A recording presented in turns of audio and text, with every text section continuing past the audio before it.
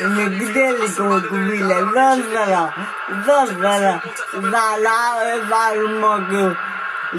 ثلاثة أربعة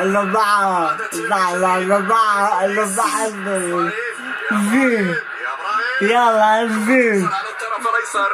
العب السهله يا ابراهيم، لا تنتظر. كرات مثل هذه ما تستناش فيها. اضربها بسرعه. عادت الكره جميله. الجهه اليسرى سولير. لاحظين المدرب يحاول يصحح الوضعيه باجراء التغيير.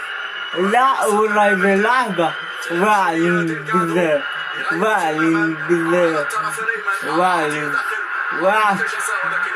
ما واعي بزاف يا عبدهم قاولي بس لعبوا دبا يا بذل العالي ما لا يا بي زعرة أربعة ودي ماما كلام دي ماما ركو